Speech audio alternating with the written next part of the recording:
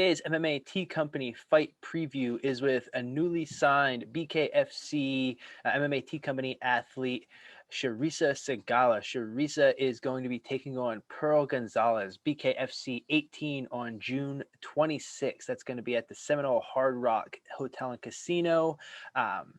In Hollywood, Florida. Charisa, thanks for joining us today. I know you're in your last hard week of training camp. So, how are you feeling going into this fight? Thank you for having me. I feel amazing. This has been the longest camp that I've had, the longest that I've known about my opponent. So Mhm. I feel really good.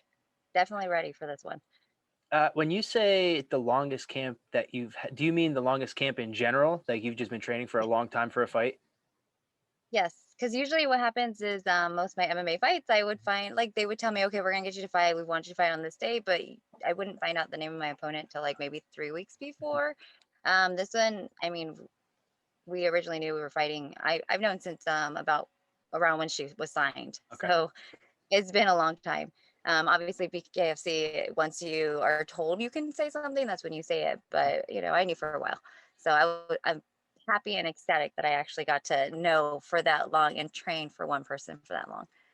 Yeah, and that's something that I think a lot of people kind of look forward to if you can actually have an opponent that you can, zero in on for a long time instead of, oh, this person dropped out and now we have a replacement on 7 days notice, right? Nobody really likes dealing with that. Oh, no, definitely not. Because as much as people say, well, I'm just training to train, Mhm. I'm going to train for whoever's ready, I'm coming for. But at the end of the day, it's a lot better if you actually can find out a little bit more about your opponent so Mhm. that way you know what to work on. Yeah, and even from like if you do any kind of visualization or just the mental aspect, right? Is you want to Mhm. put a face to the name to the person that you're fighting. You don't just want to be training to train it for, a punching bag or a dummy, right? You like to put that face to someone. Yeah, because me and her are like the same height. She has Mhm. a longer reach. So, those are the things you want to know about. Like my last opponent, she was taller. Mhm. So, it all takes into effect what you can use and what you can't. Sure, and the way that you game plan and all of those different things working with your coaches. So it is nice to have that, that nice runway. How long is your typical fight camp when you get ready for a fight? Well, usually, because like I said, I usually know maybe a month, maybe Mhm. 5 weeks at the most before. So that's usually what it is. So this one was like a good 10 weeks Mhm. of training, of hard training, 10 or 11 weeks. And then the 1 week, obviously, where you taper down and, which is next week when we're going to get ready to head out there. And with your training camp, are you? I mean, obviously it's bare knuckle boxing, so you're doing stand up. But are you doing any kind of strength and conditioning? Are you running? I know a lot of boxers like they live and die by the road work. So is that something that you're doing as well? Yes, lots of road work. I've always been decent with my cardio. It's more like the sprinting. So you got to Mhm. get the anaerobic stuff in there. So a lot more of that stuff. A lot of road work. A lot of I do both big gloves and little gloves. In the boxing gym, it's always all big gloves. But when I train with my other coach, we do little gloves. So you train a little bit of everything. A lot of bag work. You do mitts. I tend to enjoy more of the sparring aspect than the mitts because mitts sometimes give you bad habits. So I like doing more of this sparring because it's more real world. And then trying to find people that you're never going to find somebody that's exactly like your opponent, but somebody that can imitate a little more of, even the reach, the range, what they tend to throw. So a lot of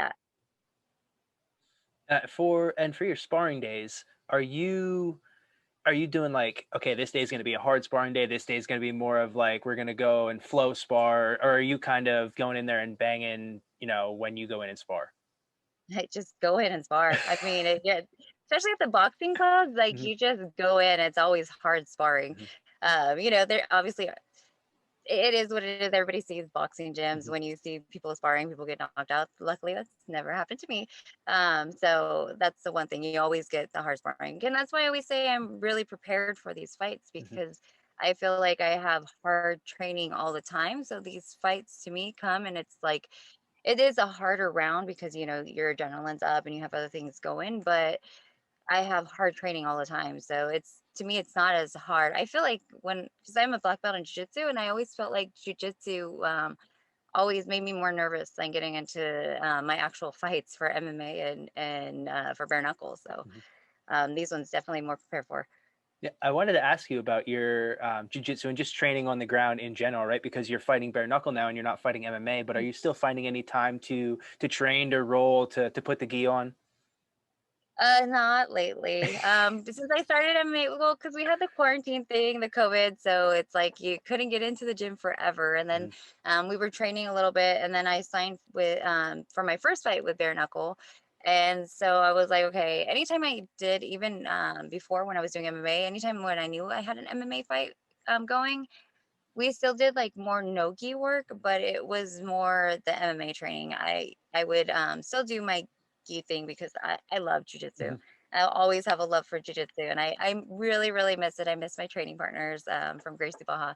So I definitely want to go back there right after this fight and get in there because even though it's still hard on the body, it's still easier on the body. You can train right after a fight, not like you would want to go back in and go straight to MMA sparring right after a fight. So a little bit easier to do MMA, jujitsu than MMA training right after. Yeah, it's a lot of people look at it as like that active recovery where you're in the gym, right? Hmm. But you're not really beating your body up. You can kind of take it at your own pace. Yes. I mean, you get choked and stuff, but it's like you tap. Yeah. You're good. Absolutely. But, for you, you're coming off of a fight like you said earlier that was just an absolute brawl, war, right? Mhm. That was probably one of the hardest fights that, you could be in a bare knuckle fight, right? You take it all the way out Yeah. and you really, you beat the hell out of each other. And, you you Nope. have to come out of that fight, right, feeling stronger, feeling confident, just based on being able to withstand that kind of fight, that kind of pressure, that kind of pace, and know that, all right, whoever's coming in next, right, they can't do that with me, right? I'm already ready. I'm tested. I'm ready to go through that. Yep, I definitely feel that way. Like I feel that's why I feel like 100% more prepared for this Mhm. fight than the last one because I feel like that's probably like three fights in one, and there's not many other people other than like Jason Knight, Artem Lobov who've been in that kind of war. Well, you have Bobo Bannon, and then I didn't get to see Nguyen's and Bedford's fight, but I heard it wasn't as much, but it was still back and forth. So I feel like that kind of experience and being in that kind of fight to me, that's why I always say, like, I'm not worried about the next person, especially seeing the difference in the two opponents that I have. I feel like you could call Taylor a little more unorthodox, but Mhm. it wasn't really just her, the way she comes into it. And those are always the ones that you are a little more worried about going into a fight because you know that those dog fights are probably going to happen in those instances. So for me, I definitely know going into every other fight after this, like I've already been battle tested and went through my dog fight. So if it happens again, I know what I did the last time. I know what I needed to work on. So I've already done a lot of that work in the gym since that last fight.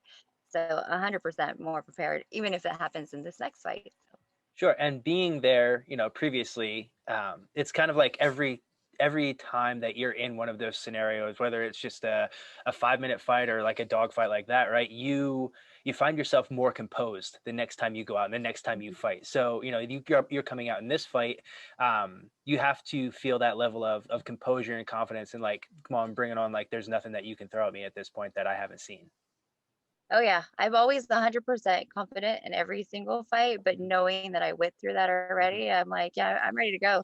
My mentality is always there. Like I show up for my fights and I'm like, whatever's gonna happen, it's gonna happen. I can't change what this person's gonna throw at me. All I can do is change how I throw at them. So I go into every single one with that mindset. And I think that's why for me, I've always felt like if that ever happened, whether it was MMA or in for me now it's bare knuckles, I was ready for it. And I definitely feel like it does 100% make me more ready for this next one if it happens again. Cause I feel like I saw how many punches we threw at each other. Mhm. I feel like I know it's coming. Now, speaking of knowing what's coming, You're gonna be fighting Pro Gonzalez, right? And you said you had some training partners come in that you obviously can't mimic exactly what she does, but maybe have some tendencies she has, same size that she is. So give me a little insight about how you feel just about going into this fight with Pearl, and maybe how you see not the fight going specifically, but just how you feel this is going to go when you step into the squared circle next weekend. Yeah, you know what? Since she's more of I really in her MMA fights, I think there was only one where you saw her really stand up a lot, and that was years ago when she first started with the UFC, where she lost to Cynthia Calvillo. Most of her she goes to the ground, so I know a lot of I know, and she has like that Golden Gloves background. She was like a district winner, so she has the boxing experience, but you didn't see too much of it in her MMA fights. She tended to always, geared more towards her grappling, which I think is what my coaches wanted me to do. But I always told myself, nope, you're going to be more well rounded. And I don't want to be known as like, that's the girl who's going to try to take you down all the time. I wanted people to worry about me both on the feet and on the ground. So I did a little bit of everything. So I know she's starting to train with Amanda Serrano when she first signed. So I know she's going to have a little bit more boxing experience and a little more tech technicality to her with this one, since she's learning from that type of person. So I just feel like it's going to be a more technical kind of fight. But I do feel like going just as much as crazy as the last one, I think it's going to definitely be the one you want to watch, just because even if you're more technical, it's a faster pace. And with bare knuckles, it's only time will tell what she actually brings into the ring. We all want to win, and we definitely all want to win. And I definitely have been training to make sure that I win this next one. Um, so I know I have my volume there. Time will tell if she has it too. Mhm. Awesome. I mean, I think everyone's looking forward to this fight. I'm looking forward to it. It's going to be a great card. That's going to be BKFC 18 down in Florida. Before I let you go, just wanted to give you a chance to shout out anybody who's been helping you out. I know you got a good team of coaches and training partners and everybody that's been helping you get ready. So I just wanted to open up the floor to you. Yeah, so definitely want to thank everybody at the box gym, and my coach, Super Petite, and the Francos who've been helping me out with my boxing, and then all my teammates that definitely have been helping me put in work for this. They definitely put me through battles at the gym training for these. Obviously, we're a little bit safer because you have your coaches watching you. Mhm. Um, and then everybody who's gone behind me, titles, giving me my outfit for my actual fight. And then you guys, thank you so much for helping me out with my t-shirts. So they can go on to MAT and purchase them there. Can't wait to walk out with them. And then Plates Tub, Scratch Kitchen has been helping me out with my food. So that's been awesome. And I think that's it. And then, oh, of course, my management company, Sucker Punch Entertainment, and Todd Lasley, my agent, they've been doing awesome, helping me out, making sure that I'm ready for this fight and that I have everything I need going into it. Awesome, Charissa. We are, like I said, looking forward to it. Good luck next weekend. We'll see you on the other side. Thank you. All right. Thank you.